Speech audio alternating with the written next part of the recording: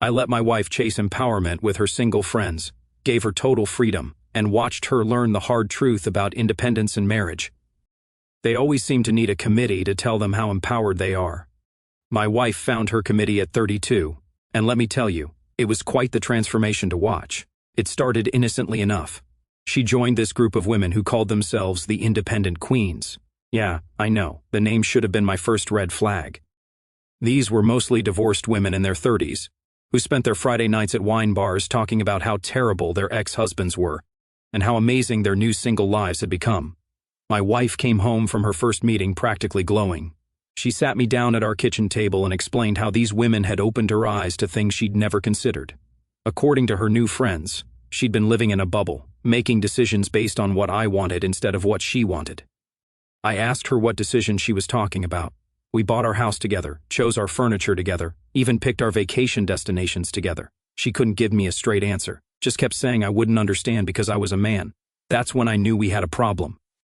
The meetings went from once a month to twice a month, then every Friday night. She'd come home with new vocabulary, words like authentic self and emotional labor and toxic masculinity. She started questioning everything we'd built together, from our morning coffee routine to our weekend plans. The real kicker came on a Tuesday evening.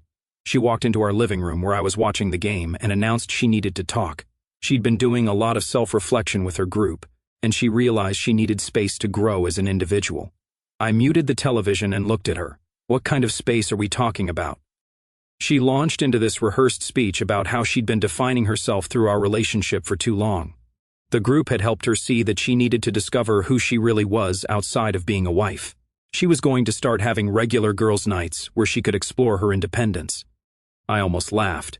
Here was a woman who'd never had trouble speaking her mind, who'd always done exactly what she wanted, suddenly acting like she'd been some kind of prisoner in her own life. "So, you want to go out with your friends more often?" I said. "That's fine. You never needed my permission for that?" She shook her head. "It's not about permission. It's about understanding that I need to prioritize my own growth and happiness." The way she said it, like she was reading from a script, told me everything I needed to know. These women weren't just her friends anymore.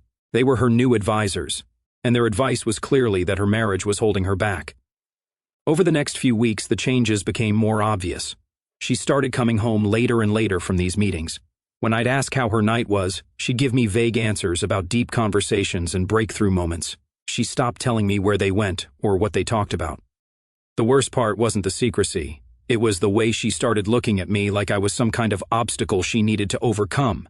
Every suggestion I made, every opinion I offered, every normal husband thing I did was suddenly evidence of how I was limiting her potential. When I asked if she wanted to grab dinner at that Italian place we both loved, she sighed and said I was being predictable. When I suggested we plan a weekend trip, she said I was making assumptions about what she wanted to do with her free time.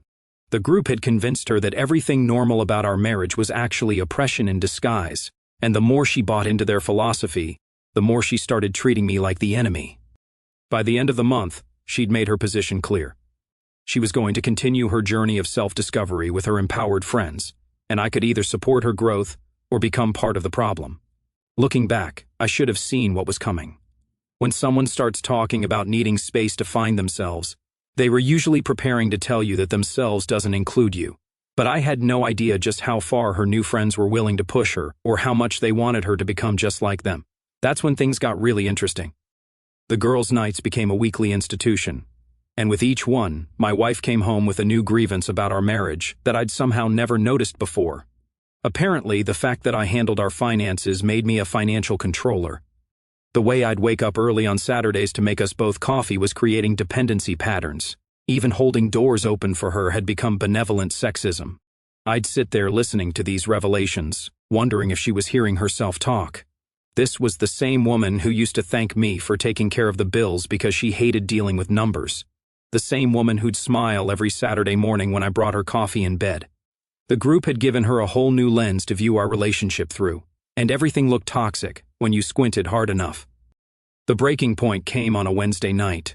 She walked in at almost midnight, reeking of wine and carrying a stack of books with titles like Reclaiming Your Power and The Emotionally Unavailable Man. She dropped the books on our coffee table and announced that she'd had an epiphany. "I've been living my life according to your expectations," she said, swaying slightly. But I'm done with that. I looked at the books, then at her.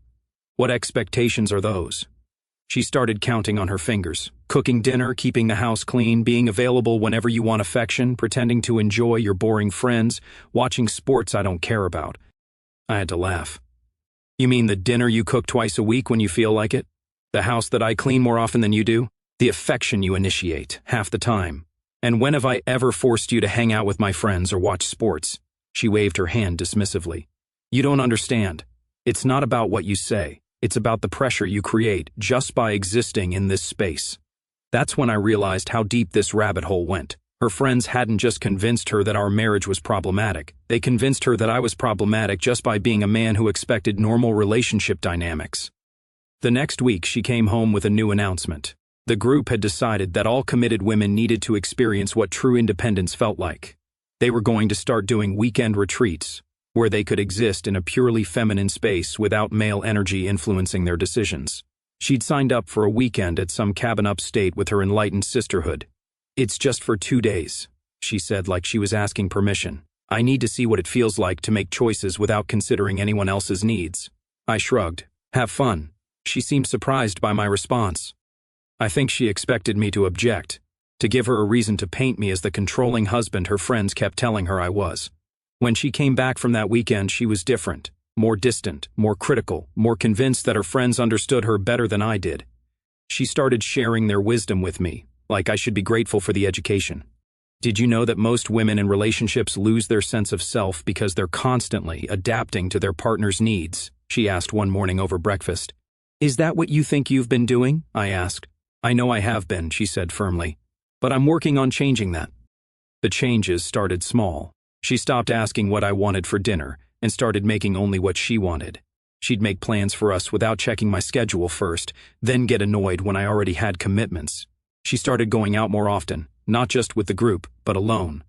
I'm exploring my interests, she'd say, when I'd ask where she was going. I spent too many years only doing things couples do. The irony was incredible. The woman who'd spent our entire relationship being completely herself, speaking her mind, pursuing her hobbies, and making independent choices, had somehow convinced herself she'd been living in oppression. But the real kicker came when she started bringing her friends around. These women would sit in our living room drinking our wine and discuss their journeys like they were war veterans sharing battle stories. They'd talk about their ex-husbands like they were escaped prisoners talking about their captors, and they'd look at me like I was next. One of them, a woman who'd been divorced twice, actually said to my wife, "You're so lucky to have this awakening while you're still young enough to start over." She said it right in front of me like I wasn't sitting there. Another one kept asking my wife pointed questions about our relationship. Does he support your dreams? Does he respect your boundaries? Does he make you feel hurt? The questions were designed to make normal relationship dynamics sound sinister. Of course, I supported her dreams. I'd encouraged her to go back to school, start her business, travel with friends. But somehow, the way they framed it made it sound like I should be doing more or differently or not at all. By the end of the month, my wife had adopted their entire philosophy. She started talking about emotional labor and how she'd been carrying too much of it. She complained about mental load and how I didn't understand the pressure she was under. The funny thing was, nothing had actually changed about our division of responsibilities. We'd always shared household tasks. We'd always made decisions together. We'd always supported each other's goals. But now everything normal felt like evidence of inequality to her. The group had given her a new story about our marriage, and she was determined to make that story true, even if it meant rewriting our entire history together. I realized then that I wasn't just losing my wife to her friends. I was losing her to an ideology that required her to see me as the enemy. And that's when she dropped the biggest bomb of all. The bomb came on a Thursday night, delivered with the same casual tone she'd used to tell me she was picking up groceries. I've decided to take a break from our relationship, she announced, standing in our bedroom doorway like she was making a business presentation. The group thinks I need to experience what it's like to live independently before I can truly know what I want. I was folding laundry and I didn't stop. A break. What does that mean exactly? She shifted her weight, clearly having rehearsed this speech. It means I'm going to move in with Rachel temporarily, just for a few weeks, maybe a month. I need space to figure out who I am without the influence of being in a couple. Rachel was the twice-divorced group leader, the one who'd been eyeing me like a future casualty of war. Of course, she'd offered to take my wife under her wing. So, you want to separate? I said, setting down the shirt I was folding. It's not a separation, she said quickly. It's a pause, a chance for me to grow as an individual, so I can come back to this relationship as a whole person instead of half of a codependent unit. The language was pure group speak. I could practically hear Rachel's voice coming out of her mouth. And what am I supposed to do during this pause? I asked. She looked surprised by the question. I don't know. Maybe use the time to think about what you want to. Maybe examine whether you've been treating me as an equal partner or just as someone who fits into your life. There it was. The implication that I was the problem, that I was the one who needed to change while she went off to find herself with her divorced friends. I sat down on the bed and looked at her. Let me get this straight.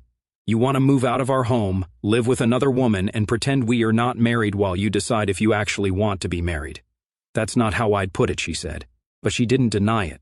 How would you put it? She launched into another rehearsed explanation about personal growth and authentic relationships and how sometimes you have to step back to move forward. It was like listening to a self-help audiobook. When she finished, I nodded. Okay. She blinked. Okay. Yeah. If that's what you need to do, then do it. She stared at me for a long moment. I could see the confusion in her eyes. This wasn't the reaction she'd expected. You're not going to fight for us? She asked. Fight for what?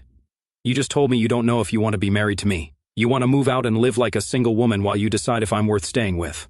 What exactly am I supposed to fight for? She looked genuinely shocked. I thought you'd be upset. I thought you'd try to convince me to stay. Why would I do that? You're a grown woman. If you want to leave, leave. If you want to come back, we'll talk about it then. The conversation ended there, but I could see the wheels turning in her head. She'd expected drama, tears, maybe some begging. Instead, she got acceptance, and it clearly wasn't what she'd been prepared for. Over the next few days, she started packing her things. She'd glance at me occasionally, like she was waiting for me to break down and ask her to reconsider. Instead, I helped her pack.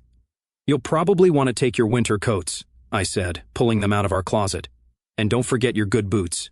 She watched me fold her clothes into boxes with increasing bewilderment. You're being really calm about this. What's the alternative? Throwing a tantrum? Locking you in the house? You want to go live with Rachel and figure out if you want to be married? I get it. Rachel's got a lot of experience, with marriage not working out. She's probably got great advice. The sarcasm wasn't lost on her, but she didn't respond to it. When she finished packing, she stood in our living room looking around like she expected me to make one last plea for her to stay. I'll call you in a few days, she said. Maybe we can talk about how this is going. Sure, I said. Or you can call me when you've figured out what you want. Either way is fine. She lingered at the door, clearly unsettled by my reaction. You know this doesn't mean I don't love you, right? I know what it means, I said. You love me enough to maybe come back if living with Rachel doesn't work out. She left without another word, and I found myself alone in our house for the first time in years. The quiet was actually nice. I made dinner for one, watched what I wanted on television, and went to bed in the middle of the mattress. No negotiations, no compromises, no walking on eggshells around someone who'd spent months treating me like an oppressor. 2 days later, she called. She sounded different, less confident, more uncertain. How are you doing? She asked. Good, I said. Really good, actually. How's the independent living experiment going? It's fine, different. Rachel's apartment is small and she has a lot of rules about her space. That's tough, but I'm sure you're learning a lot about yourself. Yeah, she said, but she didn't sound convinced. Is there something you needed? I asked. I was wondering if I could come by and get a few more things, some books and maybe my coffee maker. The coffee maker? I thought you were discovering your independence.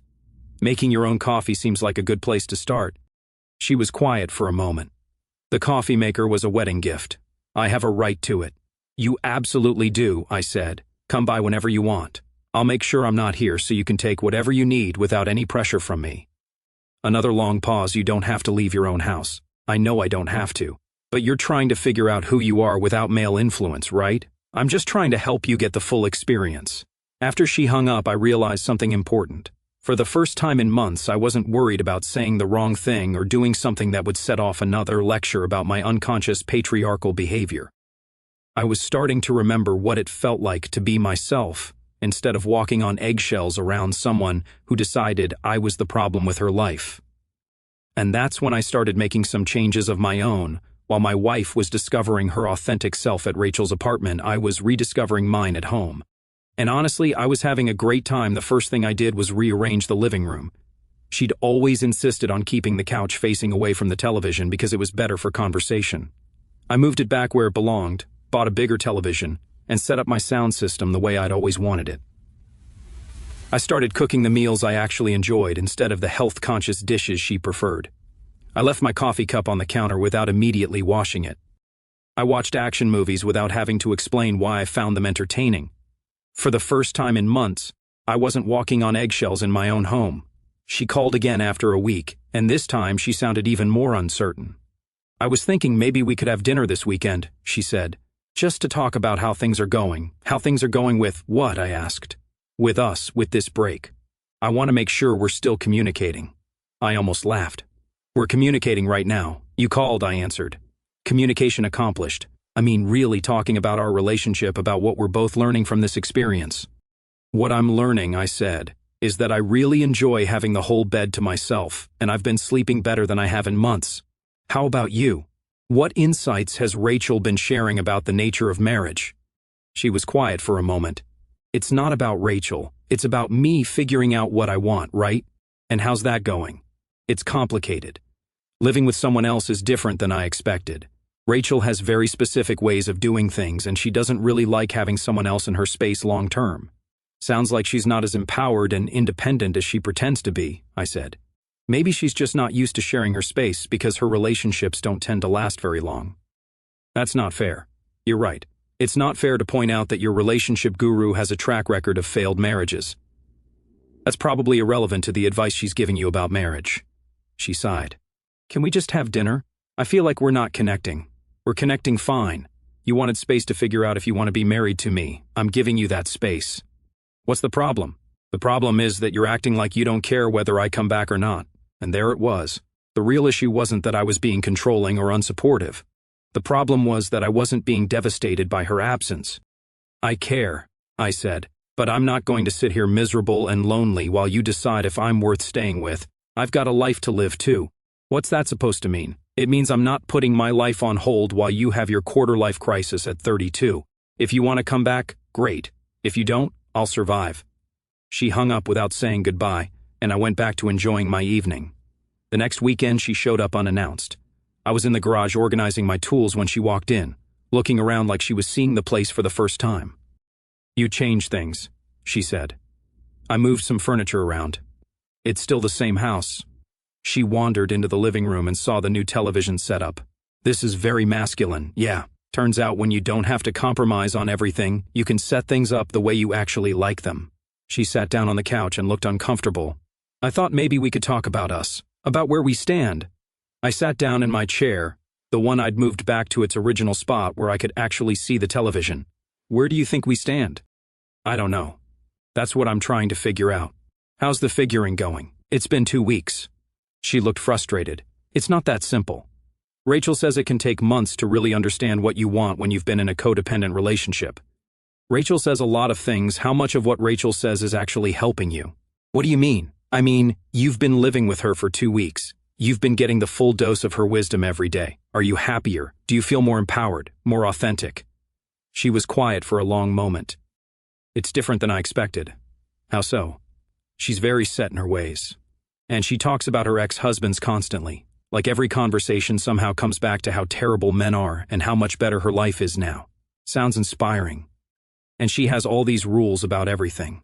What time to eat, what shows to watch, when to go to bed. She says it's about maintaining boundaries, but it feels more controlling than anything you've ever done. I nodded. Interesting. And the other women in the group keep asking me when I'm going to file for divorce, like they're expecting me to or hoping I will. Are you? She looked at me with surprise. Are you asking me to? I'm asking what you want. That's what this whole thing is about, right? You figuring out what you want. She stared at me for a long moment. I want you to fight for me. I want you to tell me you can't live without me and ask me to come home. Why? Because that's what someone does when they love someone. I leaned back in my chair. Or maybe what someone does when they love someone is respect their decision to leave. Maybe fighting for someone who doesn't want to be fought for is actually selfish. You don't want me to come back? I want you to come back because you want to be here, not because I convinced you or guilt you into it. I want you to come back because you actually want to be married to me, not because you're afraid of being alone. She sat there looking lost, and I realized that's exactly what she was. She'd expected me to be the desperate husband, begging her to reconsider. Instead, she was getting a man who was perfectly fine with or without her.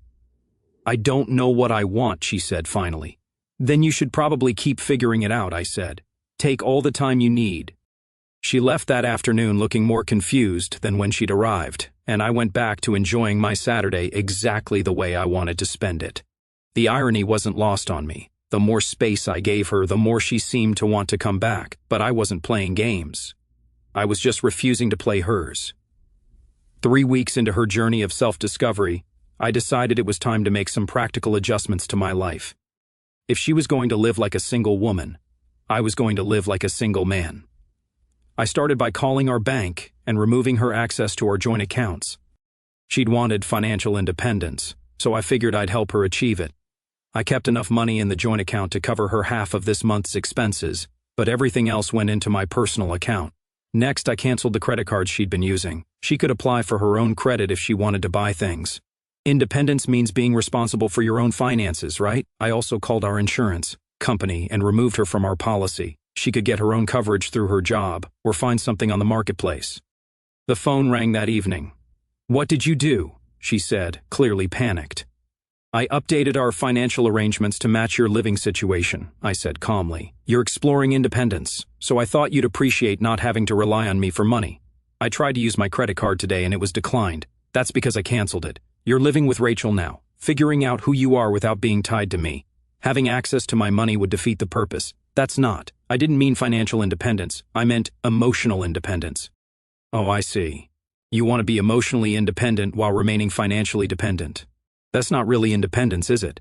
You can't just cut me off from our money. It's not our money anymore. You moved out, remember? You're taking a break from our relationship. People on relationship breaks don't typically share bank accounts." She was quiet for a moment. "What about the house? What if I want to come back?" "You can come back anytime you want.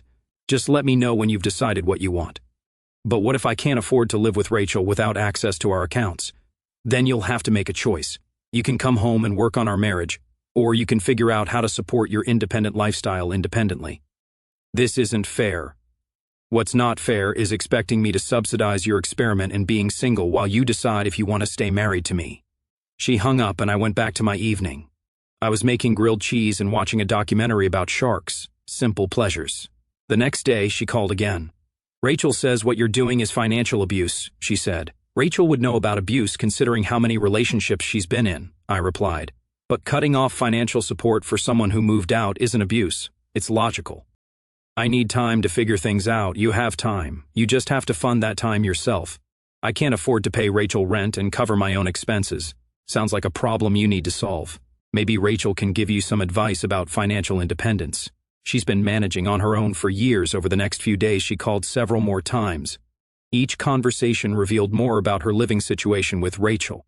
Apparently, Rachel charged her friends rent to stay in her apartment, had strict rules about everything from food to visitors, and spent most evenings complaining about men. "She wants me to pay for half of everything, even though I'm sleeping on her couch," she said during one call, "and she keeps telling me I should be grateful for the opportunity to see what single life is really like." "Are you grateful?" "It's not what I expected. She's always angry about something, and she doesn't seem very happy for someone who's supposedly living her best life." Maybe happiness isn't about being single or married. Maybe it's about being with people who actually want to be with you. What's that supposed to mean? It means Rachel wants you to be single because misery loves company, and you want me to be miserable because you expected me to fall apart when you left. I didn't want you to be miserable. No, you wanted me to be desperate. You wanted me to beg you to come back so you could feel wanted and important. Instead, you got a husband who's perfectly fine with or without you. She was quiet for a long moment. "Are you seeing someone else?" "No, I'm just enjoying my life." "How can you be enjoying your life when your wife left you?" "Because my wife didn't leave me. She left to figure out if she wants to be my wife. There's a difference. I do want to be your wife." "Then come home." "It's not that simple." "It actually is that simple. You want to be married to me. You come home and we work on our marriage. You don't want to be married to me. You stay where you are and we figure out divorce. The only thing that's complicated is you trying to have it both ways." She hung up again, but I could hear the wheels turning.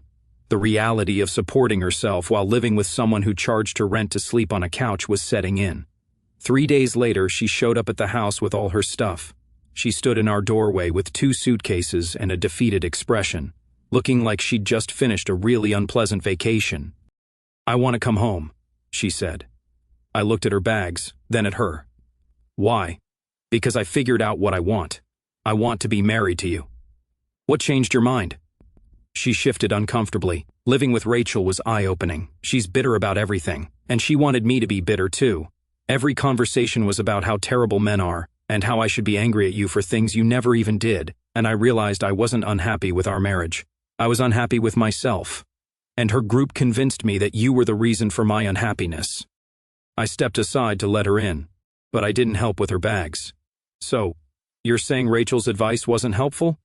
"She charged me $600 to sleep on her couch for 3 weeks. She made me pay for half the groceries but wouldn't let me cook what I wanted. She had rules about everything: when to shower, what television shows we could watch, when I could use the phone. Sounds like you got a taste of what real control looks like." "I'm sorry," she said, setting her bags down. "I was wrong about everything. Our marriage wasn't the problem. I was the problem." I sat down in my chair, the one I'd moved back to where I could see the television properly. "What makes you think I want you back?" She stared at me.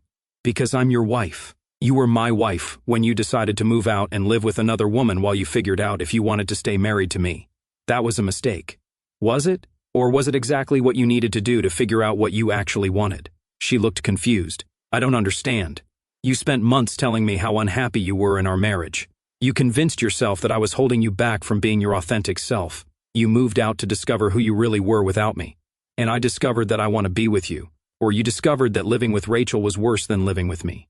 Those are 2 different things." She sat down on the couch looking tired. "I know I hurt you. I know I was wrong, but I'm here now and I want to fix things." "Here's the thing," I said. "I don't need you to fix anything. I've been perfectly happy for the past 3 weeks. I like having the house to myself. I like not walking on eggshells around someone who's constantly analyzing everything I do for signs of toxic masculinity. I won't do that anymore. You won't do it until your next group meeting, or until you read another book about empowerment, or until one of your friends plants another seed of doubt in your head." She shook her head. "I'm not going back to the group. I'm done with all of that." "Why?" "Because I realize they don't want me to be happy. They want me to be single and angry like them." Rachel was actually disappointed when I told her I wanted to come home. She said I was making a mistake and that I'd regret it. She's probably right. "What do you mean?" I leaned forward. "You're here because living with Rachel sucked, not because you genuinely want to be married to me. You're here because being financially independent is harder than you thought. You're here because you ran out of other options. That's not true. Isn't it? 3 weeks ago, you were convinced that I was the problem with your life. Now you're convinced that Rachel was the problem. What happens when you decide someone else is the problem?" She was quiet for a long moment. "I love you. I love you too. But love isn't enough when someone doesn't actually want to be where they are. I do want to be here. You want to be here more than you want to be at Rachel's apartment. That's not the same thing." She started crying and I felt a familiar urge to comfort her. But I stayed in my chair. "I made a mistake," she said through tears. "I let other people convince me that what we had wasn't good enough. But I know better now. Do you? Or do you just know that the alternative was worse?" She looked at me with desperate eyes. "What do you want me to say?" "I don't want you to say anything. I want you to think about whether you're here because you want to be my wife or because you don't want to be Rachel's roommate. I want to be your wife. Then prove it. Not with words, but with actions. Show me that you're here because you choose to be, not because you ran out of other choices." She wiped her eyes. "How do I do that?" "You figure it out. Just like you figured out that Rachel wasn't the answer to your problems." She picked up her bags and went to our bedroom. I heard her unpacking, moving around, trying to settle back into a space she'd abandoned. Later that night, she came out to the living room where I was watching television. "The group is meeting tomorrow night," she said. "They want me to come and talk about my experience. Are you going?" "I don't know. Part of me wants to tell them what I really think about their advice." "And what do you really think?" She sat down on the couch. "I think they're a bunch of divorced women who want everyone else to be divorced too. I think they convinced me to throw away something good because they couldn't stand seeing me happy. So tell them that. You think I should go? I think you should do whatever you want to do. But do it because you want it, not because you think it's what I want you to do." She nodded. "I'm going to go." I'm going to tell them exactly what I think of their empowerment philosophy. Good. And then I'm going to come home and work on being the wife you deserve. Work on being the wife you want to be, I corrected. If those are the same thing, great. If not, we'll deal with that when it happens. She looked at me with something like respect in her eyes. You really would be okay if I left again, wouldn't you? I'd survive just like I survived the last 3 weeks. That's what I love about you, she said. You don't need me. You want me? That's the difference between a husband and a hostage, I said. She laughed. For the first time in months. Rachel's going to hate hearing about this. Rachel's going to hate hearing that her latest recruit decided she liked being married after all. She's going to say, I'm making a mistake. She's been making mistakes for years. I wouldn't worry too much about her opinion. My wife went to that meeting the next night, and when she came home, she was smiling. How did it go? I asked. I told them the truth. I said their advice nearly cost me my marriage, and that living independently wasn't as empowering as they claimed. How did they take it?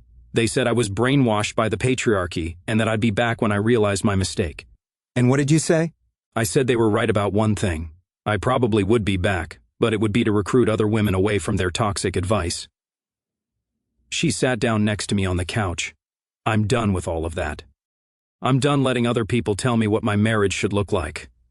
Good, I said, because I'm pretty happy with what our marriage looks like when you're actually in it. She smiled and leaned against me. You know what's funny? What?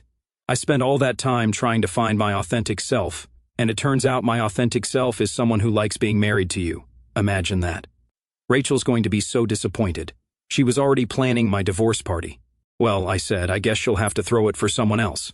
And that's how I helped my wife become a permanent full member of the Empowered Single Friends Club, by showing her exactly what single life was really like and letting her choose what she actually wanted, instead of what other people told her she should want. Sometimes the best way to save a marriage is to be willing to let it go. Our story has come to an end. If you've made it this far, how about subscribing to our channel? It helps us immensely. I've selected 2 other videos for you that I'm sure you'll enjoy. Feel free to click on them.